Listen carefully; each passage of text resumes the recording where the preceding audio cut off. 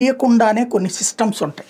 For example working women అంటే ఉద్యోగాలు చేసుకునే ఉమెన్ లేదా పని చేసుకునేటటువంటి మహిళలు పట్టణ ప్రాంతాలకు వెళ్ళినప్పుడు అక్కడ హాస్టళ్లలో భద్రత ఉండదు, లేదా వేరే అద్దెలకు తీసుకున్నప్పుడు భద్రత ఉండదు, ప్లస్ ఖర్చు ఎక్కువ అనుకుని వాళ్ళు ఆ వృత్తి నుంచి లేదా ఆ ఉద్యోగం నుంచి ఆ వ్యాపారం నుంచి దూరం అవుతారన్న ఉద్దేశంతో అలా పట్టణాలకి వలస వచ్చినటువంటి వాళ్ళ కోసం ప్రత్యేకించి స్వయం ఉపాధి పొందుతూ లేదా ఉద్యోగ ఉపాధి అవకాశాలు పొందుతూ అక్కడ ఆర్జిస్తున్నటువంటి మహిళల కోసం అని చెప్పేసి ప్రత్యేక హాస్టల్ని గతంలో వాజ్పేయి టైంలో స్టార్ట్ చేశారు. తర్వాత కాంగ్రెస్ కంటిన్యూ చేసిన తర్వాత భారతీయ జనతా పార్టీ ప్రభుత్వం ఇప్పుడు కొనసాగిస్తుంది. ఇది చాలామంది మహిళలకి తెలియదు.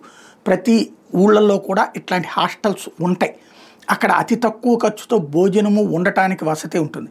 అదే కాకుండా నిరాశ్రయులైన వాళ్ళకి కూడా ఇట్లాంటి అవకాశమే ఉంటుంది.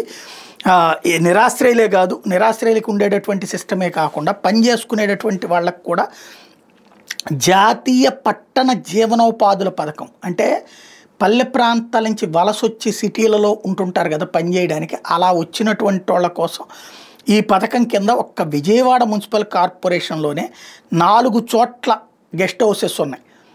విద్యాధరపురం, రాణిగారి తోట, గాంధీనగర్, వెహికల్ డిపో ప్రాంతాల్లో 100 పడకలు చొప్పున ఉంటాయి. ఒక ఆధార్ కార్డు ఇస్తే రూపాయి ఖర్చు కూడా అక్కర్లేదు. అందులో పడుకోవడానికి ఉంటుంది, మంచం ఇస్తారు, దుప్పట్లు ఇస్తారు, అట్లాగే టాయిలెట్స్ ఉంటాయి, అలాగే బాత్రూమ్లు ఉంటాయి, అలాగే ఉదయం టిఫిన్ పెడతారు, రాత్రి భోజనం పెడతారు, టీవీ ఉంటుంది, ధ్యానం చేసుకోవడానికి ప్లానింగ్ ఉంది, యోగా ఉంది, శిక్షణా తరగతులు కూడా ఉంటాయి, అలాగే మెడికల్ టెస్టులు చేయిస్తారు.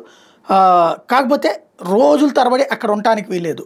ఉద్యోగం దొరకడం కోసం ఉపాధి కోసం ఊళ్ళకు వచ్చినప్పుడు ఆ వచ్చిన తొలినాళ్లలో అక్కడ ఉండటానికి ఈ విధమైనటువంటి వస్తు ఉంటుంది. ఇది చాలామందికి తెలియనటువంటి అంశం.